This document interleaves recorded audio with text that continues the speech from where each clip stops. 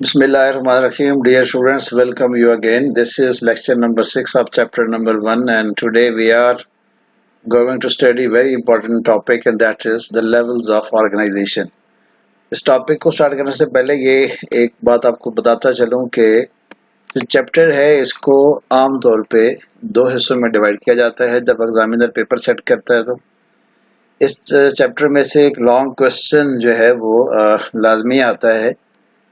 तो अब तक जो हमने इससे पहले वाले 5 लेक्चर्स पढ़े हैं आमतौर पे या तो उनमें से आता है लॉन्ग क्वेश्चन, या फिर जो हमारा लेक्चर नंबर 6 और 7 होगा इसमें से आता है लॉन्ग क्वेश्चन।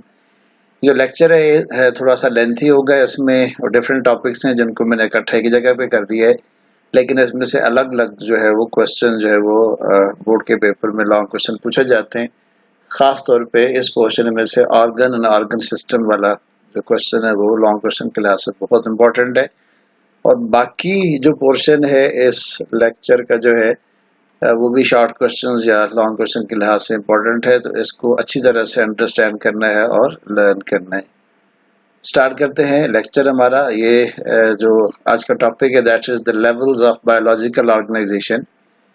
जो डिफरेंट लेवल्स हैं बायोलॉजिकल ऑर्गेनाइजेशन, जरा इनका एक हम व्यू ले लेते हैं। एटम है और एटम डिफरेंट सब एटॉमिक पार्टिकल्स पर मुश्तमिल होता है जिसको प्रोटॉन, इलेक्ट्रॉन्स या न्यूट्रॉन्स कहते हैं। ये एटम्स मिलकर मॉलिक्यूल्स बनाते हैं। मॉलिक्यूल्स आयनिक बॉन्ड या कोवेलेंट बॉन्ड से बनते हैं। फिर ये एटम्स जो हैं ये सेल के अंदर मौजूद जो सेल स्ट्रक्चर्स होते हैं उनको सेल ऑर्गेनेल्स कहते हैं, वो बनाते हैं। सेल ऑर्गेनेल्स के कॉम्बिनेशन से फिर सेल बनता है। सेल्स जो हैं वो मिलकर टिश्यूज बनाते हैं और टिश्यूज मिलकर ऑर्गन्स बनाते हैं। ऑर्गन्स मिलकर ऑर्गन सिस्टम बनाते हैं। जैसे फॉर एग्जांपल यहाँ पे ये जो है इसमें जो दिखाया गया ब्लड सर्कुलेटरी सिस्टम है, और यहाँ आपके पास जो है इस के अंदर जो है वो एक शूट सिस्टम को दिखाया गया है। और इसके बाद फिर जो ऑर्गन सिस्टम जो होते हैं वो ऑर्गेनिज्म बनाते हैं। जैसे कि यहाँ पे अब ये पूरा एक ट्री है और यहाँ पे जो है ये एक पूरे एनिमल्स को दिखाया गया है। तो स्टार्ट करते हैं हमारा टॉपिक। सबसे पहले हमारे पास जो ऑर्गेनाइजेशन की सबसे पहली टाइप है दैट इज सब एटॉमिक लेवल। और सब एटॉमिक लेवल बेसिकली उन स्ट्रक्चर्स पर मुश्तमिल है जो मिलकर एटम बनाते हैं। एक एटम के जो पार्टिकल्स होते हैं वो आपको पता ही है, उसमें इलेक्ट्रॉन्स हैं, प्रोटॉन्स हैं, न्यूट्रॉन्स हैं। प्रोटॉन और न्यूट्रॉन एटम के न्यूक्लियस में होते हैं, जबकि इलेक्ट्रॉन्स हैं न्यूक्लियस के बाहर उसमें जो शेल्स होते हैं उसके इर्द गिर्द जो है वो चक्कर लगाते हैं, शेल्स के अंदर जो है मूव करते हैं, जिनको ऑर्बिट्स भी कहते हैं। इसके पास जो है वो एटॉमिक लेवल है। जो सब एटॉमिक पार्टिकल्स होते हैं वो मिलकर एटम बनाते हैं, और तमाम जो मैटर है चाहे वो लिविंग है चाहे वो नॉन लिविंग है that is made up of the different types of atom. और एक एटम जो है, जो वर्ड एटम है उसका मतलब ये है इंडिविजिबल, जिसको डिवाइड नहीं किया जा सकता, जिसको कट नहीं किया जा सकता। देखिएगा all types of matter are made up of elements and each element contains a single kind of atom। यानी जो डिफरेंट अनासिर हैं या एलिमेंट्स हैं वो एक ही तरह के एटम्स पर मुश्तमिल होते हैं। अब ये जो एलिमेंट्स हैं इसमें जो है जो नेचुरली अकरिंग एलिमेंट्स हैं वो 92 हैं, और 92 में से 16 एलिमेंट्स ऐसे होते हैं जो लिविंग ऑर्गेनिजम्स के अंदर पाए जाते हैं। इन 16 एलिमेंट्स को बायो एलिमेंट्स कहते हैं। बायो एलिमेंट्स की डेफिनेशन ये है कि the elements which make the bodies of living organisms are called as bio elements. अब ये बायो एलिमेंट्स जो है इनको फिर दो ग्रुप में कैटेगराइज किया गया है, एक मेजर बायो एलिमेंट्स है और एक ट्रेस बायो एलिमेंट्स है। मेजर बायो एलिमेंट्स में जो है 6 एलिमेंट्स शामिल हैं जो लिविंग ऑर्गेनिज्म की 99% जो टोटल मास है बॉडी का वो बनाते हैं। इनकी परसेंटेज जो है उसमें ऑक्सीजन 65% है, हाइड्रोजन 10% है, कैल्शियम 2% है, कार्बन जो है वो 18% है, नाइट्रोजन 3% है और फास्फोरस 1% है। ये जो परसेंटेजेस हैं इनको अच्छी तरह से मेमोराइज करना है, क्योंकि इनसे रिलेटेड जो है वो MCQs जो है वो या शॉर्ट क्वेश्चन जो है वो लाजमी आते हैं। अब इसके बाद ट्रेस एलिमेंट्स हैं। ट्रेस एलिमेंट्स जो है जो बाकी 6 एलिमेंट्स के अलावा जो 10 एलिमेंट्स बचेंगे वो क्या करते हैं कि 1% बनाते हैं बॉडी मास लिविंग ऑर्गेनिज्म का। उसमें पोटेशियम है, सल्फर है, क्लोरीन है, सोडियम है, मैग्नीशियम है, आयरन है, कॉपर, मैंगनीज, जिंक और आयोडीन शामिल हैं। इसके बाद जो आपके पास लेवल ऑफ ऑर्गेनाइजेशन है वो है मॉलिक्यूलर लेवल। जो डिफरेंट एटम्स होते हैं ये आयनिक बॉन्ड से या कोवेलेंट बॉन्ड जो है उससे मिलकर मॉलिक्यूल्स बनाते हैं, और मॉलिक्यूल जो है ये बेसिकली एक स्मॉलेस्ट यूनिट है किसी कंपाउंड की जो उस कंपाउंड की प्रॉपर्टीज को रिटेन करता है, यानी जिसमें जो है उसमें जिसके अंदर जो है उस कंपाउंड जो है उसकी प्रॉपर्टीज पाई जाती हैं। तो डेफिनेशन देखिएगा, a molecule is the smallest part of a compound that retains the properties of that compound. इसके बाद आपके पास है टाइप्स ऑफ बायोमॉलिक्यूल्स हैं। बायोमॉलिक्यूल्स को उनके मॉलिक्यूलर मास की बुनियाद पे दो ग्रुप में क्लासिफाई किया गया है। पहले आपके पास है माइक्रोमॉलिक्यूल्स और फिर आपके पास सेकंड टाइप जो है मैक्रोमॉलिक्यूल्स के। Micromolecules are those which have low molecular weight. इसके एग्जांपल आपके पास है ग्लूकोज एंड वाटर। जबकि जो मैक्रोमॉलिक्यूल्स हैं इनका मॉलिक्यूलर वेट जो है वो ज़्यादा होता है, स्टार्च, प्रोटीन्स और लिपिड्स जो है इसके एग्जांपल्स हैं। इनके एग्जांपल्स के लिए मैंने यहाँ पे कुछ स्ट्रक्चर भी बनाया है, इसको ज़रा अच्छी तरह से देखिएगा कि यहाँ वाटर है, इसमें ऑक्सीजन, हाइड्रोजन, ऑक्सीजन शामिल हैं और इसका मैस 18 है। मैस निकालना आपने सीख लिया होगा केमिस्ट्री में। उसके बाद ये ग्लूकोज है, ग्लूकोज का ये स्ट्रक्चरल फार्मूला है, ये इसका मॉलिक्यूलर फार्मूला है, उसके जो टोटल मैस बनता है 180 बनता है। यहाँ अब ये जो आपने नोट करना है, ये जो वाटर और ग्लूकोज है ये दोनों माइक्रोमॉलिक्यूल है, जबकि स्टार्च जो है ये मैक्रोमॉलिक्यूल है। एक मैक्रोमॉलिक्यूल बेसिकली जो है वो एक पॉलीमर होता है। पॉलीमर एक ऐसा मॉलिक्यूल होता है जो छोटी छोटी यूनिट से मिलकर बना होता है। फॉर एग्जाम्पल आपके पास एक यूनिट ये है, दूसरी यूनिट ये है, तीसरी यूनिट ये आपस में एक मखसूस बॉन्ड से जुड़ी हुई हैं। और अगर आप देखें इसमें तो ये क्रॉस जो है ये जो यहाँ शो कर रहे हैं जो है जो ब्रैकेट जो बनी हुई है ये इसके बाहर लिखा हुआ है 300 to 600, यानी स्टार्च की जो मॉलिक्यूल है उसके अंदर 300 से लेकर 600 तक ये यूनिट्स जो है रिपीट होती हैं। जब कोई एक यूनिट रिपीट होकर एक बड़ा मॉलिक्यूलर स्ट्रक्चर बनाता है तो उस बड़े स्ट्रक्चर को या उस मॉलिक्यूल को पॉलीमर कहते हैं। जैसे स्टार्च एक पॉलीमर है और जिन यूनिट से ये मिलकर बना हुआ है उनको मोनोमर्स कहते हैं। तो ये एक बात नोट कर लेनी है कि जो मैक्रोमॉलिक्यूल है वो बेसिकली पॉलीमर होता है और स्मॉल यूनिट से मिलकर बना होता है, उसकी वजह से उसका मास जो है वो ज्यादा होता है। नेक्स्ट जो आपके पास है अब जो लेवल ऑफ ऑर्गेनाइजेशन है वो आपके पास सेल है, जो डिफरेंट टाइप्स ऑफ मॉलिक्यूल्स वो सेल ऑर्गेनेलीज हैं। जो डिफरेंट टाइप्स है मॉलिक्यूल्स की जो है वो बेसिकली क्या करते हैं कि they assemble together to form the cell organelles. और जो सेल ऑर्गेनेलीज है ये बेसिकली क्या है, सब सेलुलर स्ट्रक्चर्स है। सब सेलुलर स्ट्रक्चर वो स्ट्रक्चर होता है जो सेल के अंदर पाया जाता है। फॉर एग्जांपल ये देखें कि ये आपके पास एक एनिमल सेल है, इसके अंदर ये न्यूक्लियस है, ये एंडोप्लाज्मिक रेटिकुलम है, ये चैप्टर नंबर 4 में जाके पढ़ना आपने। उसके बाद फिर ये दरमियान में जो फाइबर लाइक स्ट्रक्चर है ये साइटोस्केलेटन है। ये आपके पास जो स्ट्रक्चर है ये माइटोकॉन्ड्रिया है, ये भी माइटोकॉन्ड्रिया है। यहाँ पे देखें ये सेंट्रोसोम है और ये आपके पास लाइसोसोम्स हैं, ये पेरोक्सीसोम्स हैं, ये वैक्यूल हैं, ये सब सेल, ये गोल्जी बॉडीज हैं। ये जो तमाम सब सेलुलर स्ट्रक्चर्स हैं इन सब को सेल ऑर्गेनेलीज कहते हैं। हर सेल ऑर्गेनेलीज का एक स्पेसिफिक फंक्शन होता है और जब ये सेल ऑर्गेनेलीज अपना फंक्शन परफॉर्म करती हैं that actually become the function of that cell. यानी सेल जो है जो लिविंग एंटिटी है, जो बेसिक स्ट्रक्चर और फंक्शनल यूनिट लिविंग ऑर्गेनिज्म की है, वो बेसिकली जिन स्ट्रक्चर से बना होता है उनको ऑर्गेनेलीज कहते हैं। और जब ये ऑर्गेनेलीज अपना फंक्शन परफॉर्म करती हैं देन सेल जो है वो सर्वाइव करता है। और हर जो सेल ऑर्गेनेली है उसका एक अपना स्पेसिफिक फंक्शन है। फॉर एग्जांपल यहाँ पे एग्जांपल में दिया गया mitochondria are specialised for cellular respiration. Similarly ribosomes are specialised for protein synthesis.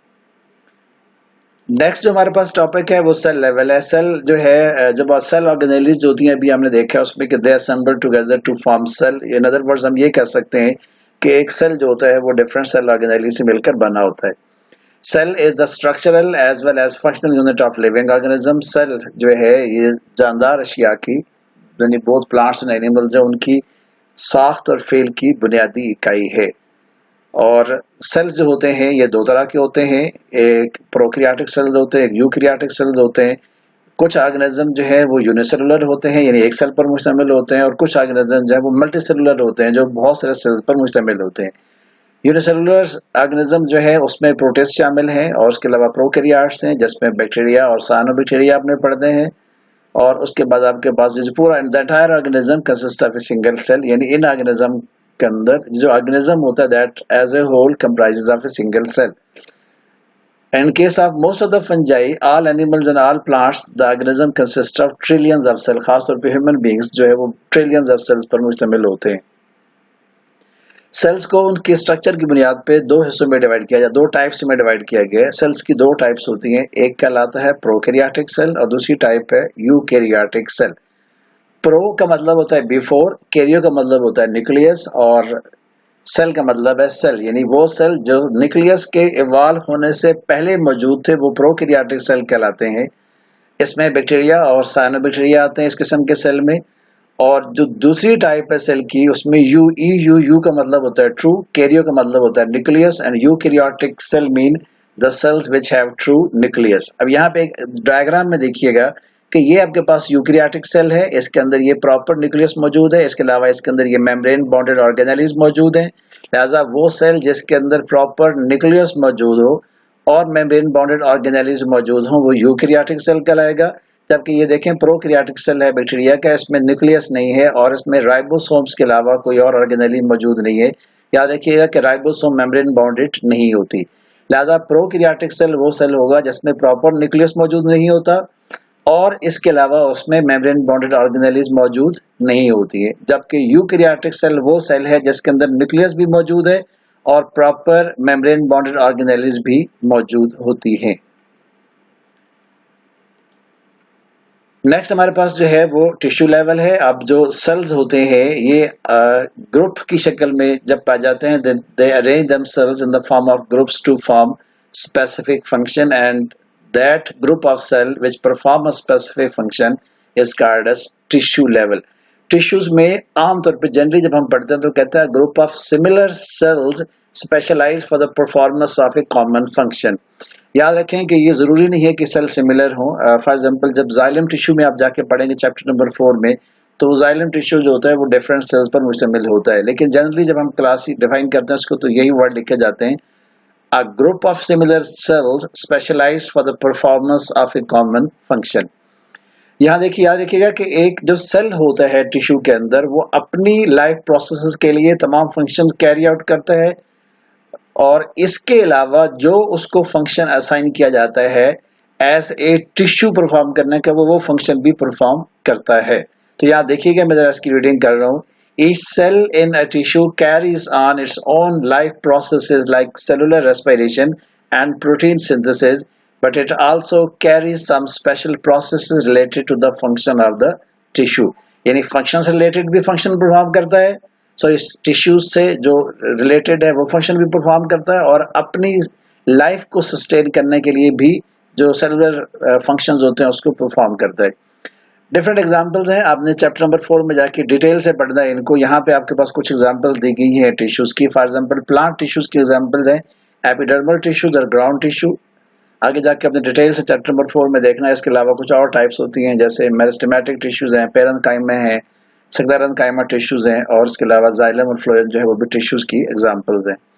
Similarly animal tissues को आपने डिटेल से पढ़ना है चैप्टर नंबर 4 में। एनिमल टिश्यूज के जो डिफरेंट टाइप्स जो हैं यहाँ पे एग्जांपल जिनकी दी गई है उनमें नर्वस टिश्यूज हैं और मस्कुलर टिश्यू जो है वो शामिल हैं। अब यहाँ पे कुछ जो है ये है आपके पास जो है वो उसकी पिक्चर्स दिखाई गई है, यानी डायग्राम्स हैं। ये डायग्राम बेसिकली नहीं है, पिक्चर ही है जो दिखाई गई। ये आपके पास डिफरेंट एनिमल टिश्यूज हैं, ये प्लांट्स की डिफरेंट टिश्यूज की टाइप्स हैं। इनको आपने चैप्टर नंबर 4 में जाके डिटेल से देखना है। नेक्स्ट आपके पास जो टॉपिक है अब वो टॉपिक जो है ऑर्गन लेवल है। जो डिफरेंट टाइप्स होती हैं टिश्यूज की, दे assembled together to form a structural as well as functional unit and that unit is called as organ। Definition देखिएगा, in higher multicellular organisms more than one type of tissue having related functions are organized together and make a unit called organ। अब आपके पास जो है ये जो है वो एक स्टमक जो है ये एक ऑर्गन की एग्जांपल है जिसको यहाँ पे दिखाया गया है। स्टमक का काम जो है वो फूड को डाइजेस्ट करना होता है, उसको ग्राइंड करना होता है और उसके बाद फिर जो है उस पे कुछ सेक्रेशन जो होती हैं इसकी जिसको गैस्ट्रिक जूस कहते हैं वो प्रोड्यूस करता है जो फूड को डाइजेस्ट करता है। और इसके अंदर ज़ाहिर है फिर डिफरेंट टाइप्स ऑफ जो है टिश्यूज पाए जाते हैं जिसमें मस्कुलर टिश्यूज हैं या एपिथेलियल टिश्यूज हैं या फिर ग्लैंडुलर टिश्यू है जो क्या करते हैं अपने सेक्रेशन प्रोड्यूस करते हैं और इस तरह से जो स्टमक है वो अपना फंक्शन परफॉर्म करता है। देखिएगा, different tissues of an organ perform their specific function and these functions collectively become the function of that organ। यानी जब किसी एक organ के different tissues अपना function perform करते हैं, then that becomes actually the function of that organ। For example, stomach is an organ specialized for the digestion of proteins and storing food।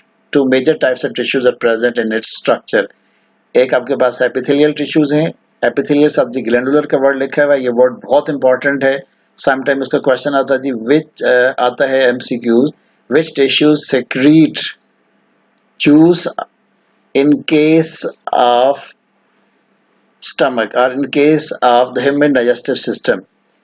और उसका आंसर आपने क्या लिखना होता है, एपिथेलियल। उसमें ये नहीं बताया जाता कि जो है उसमें स्टमक का पार्ट है, ये नहीं है, उसमें सिर्फ आंसर क्या आपका एपिथेलियल टिश्यू है, इसलिए थोड़ा सा ये कंफ्यूजिंग होता है। Epithelial tissues secrete gastric juice for the digestion of proteins. इसमें गैस्ट्रिक जूस में एंजाइम होता है पेप्सिन, आपने चैप्टर नंबर 8 में पढ़ना जाके, जो बेसिकली फूड को डाइजेस्ट करता है। इसके बाद में मस्कुलर टिश्यूज होते हैं, इसमें जो स्मूथ मसल्स होते हैं basically they perform contraction of stomach walls for grinding of food and moving food to posterior end. इससे जो मसल्स होते हैं ये बेसिकली क्या करते हैं, इनकी कंट्रैक्शन से जो फूड होती है वो स्मॉल पीसेस में ब्रेक होती है और उसकी ब्रेकेज के बाद जो है उसको जो उसके साथ मिक्स किया जाता है गैस्ट्रिक जूस को। गैस्ट्रिक जूस बेसिकली क्या करता है, उसको डाइजेशन में हेल्पफुल होता है। और इस तरह से जो एपिथेलियल टिश्यूज होते हैं और मस्कुलर टिश्यूज होते हैं वो ना सिर्फ जो है फूड को ब्रेक डाउन करते हैं, उसको ग्राइंड करते हैं, बल्कि उसकी डाइजेशन में भी हेल्पफुल होते हैं। खासतौर पे उसमें जो प्रोटीन कंपोनेंट होता है फूड का उसको डाइजेस्ट करते हैं। नेक्स्ट जो आपके पास लेवल ऑफ ऑर्गेनाइजेशन है वो ऑर्गन सिस्टम है। या सबसे पहले एक डायग्राम में डाइजेस्टिव सिस्टम को देख लेते हैं। डाइजेस्टिव सिस्टम जो है बेसिकली वो सिस्टम है जिसका काम जो है ह्यूमन बॉडी में फूड को डाइजेस्ट करना होता है। यहाँ देखें ये ओरल कैविटी से स्टार्ट हो रहा है, इसके जो डिफरेंट ऑर्गन्स है इसके अंदर, फिर ये एसोफेगस है, उसके बाद स्टमक है, स्टमक के बाद ये स्मॉल इंटेस्टाइन है, इसके बाद ये लार्ज इंटेस्टाइन है, और इसके अलावा इसके साथ एसोसिएटेड दो बड़े ग्लैंड्स हैं, एक लिवर है और दूसरा ये दरमियान में ये एक लीफ लाइक स्ट्रक्चर जो है ये नजर आ रहा है, ये पेंक्रियाज है जो बेसिकली इसके साथ एसोसिएटेड होते हैं। अब जो तमाम ऑर्गन्स जो होते हैं ये सब मिलकर डाइजेस्टिव सिस्टम बनाते हैं और डाइजेस्टिव सिस्टम का काम क्या होता है, ह्यूमन बॉडी में फूड को डाइजेस्ट करना होता है। अब हम देखते हैं कि डाइजेस्टिव सिस्टम जो है उसको डिटेल से देखिएगा। डेफिनेशन है different organs performing related functions are organised together in the form of an organ system. कि डिफरेंट ऑर्गन्स जो होते हैं जो कि एक लिविंग बॉडी में पाए जाते हैं, जब आपस से मिलते हैं तो वो बेसिकली सब मिलकर कलेक्टिवली एक सिस्टम बनाते हैं and that is called as organ system. उस ऑर्गन सिस्टम के अंदर हर ऑर्गन अपना फंक्शन परफॉर्म करता है और वो जो फंक्शन उसका होता है that becomes the function of that organ system as well. For example हमारे पास डाइजेस्टिव सिस्टम है। अब डाइजेस्टिव सिस्टम के अंदर जो मेजर ऑर्गन्स मैं आपको पहले बता चुका हूँ, यहाँ कुछ दफा फिर देख लें। इसमें ओरल कैविटी है, स्टमक है, स्मॉल इंटेस्टाइन है, लार्ज इंटेस्टाइन है, लिवर और पेंक्रियाज, इसके साथ दो ग्लैंड्स हैं basically. All these organs help in the process of digestion. फिर एक आपके पास इससे रेलेवेंट जो है ऑर्गन सिस्टम से रेलेवेंट एक शॉर्ट क्वेश्चन आता है, मैं उसको यहाँ पे ऐड कर दिया। Organ system level in plants. अब प्लांट्स में बेसिकली जो एक्टिविटी होती है, जो रेंज ऑफ फंक्शंस है वो इतना ज्यादा नहीं होता एज कम्पेयर टू एनिमल्स, लिहाजा ऑर्गन सिस्टम लेवल जो है प्लांट्स के अंदर कॉम्प्लेक्स होता है, जबकि एनिमल्स के अंदर प्लांट्स के अंदर क्या होता है, सिंपल होता है, जबकि एनिमल्स के अंदर क्या होता है, कॉम्प्लेक्स होता है। इसका अक्सर ये क्वेश्चन आता है why organ system level is less complex in plants. तो इसका आंसर आपने लिखना था organ system level is less complex in plants as compare to animal. This is due to the greater range of functions and activities in animals as compare to plants. Next आपके पास जो है वो अब आपके पास सोशल ऑर्गेनाइजेशन है। अब तक हमने स्ट्रक्चरल ऑर्गेनाइजेशन पढ़ी थी, अब हमारा जो टॉपिक स्टार्ट हो रहा है ये बेसिकली है सोशल ऑर्गेनाइजेशन की। जब ऑर्गेनिज्म आपस में मिलते हैं तो फिर वो सोशल जो है उनकी ऑर्गेनाइजेशन क्या होती है, उसमें आप पढ़ेंगे पॉपुलेशन, कम्युनिटी, इकोसिस्टम और बायोस्फीयर। पॉपुलेशन से पहले सबसे पहले हम इससे पहले देखते हैं कि आपके पास डेफिनेशन है स्पीशी की, group of organism of the same species located at the same place in the same time is called as population.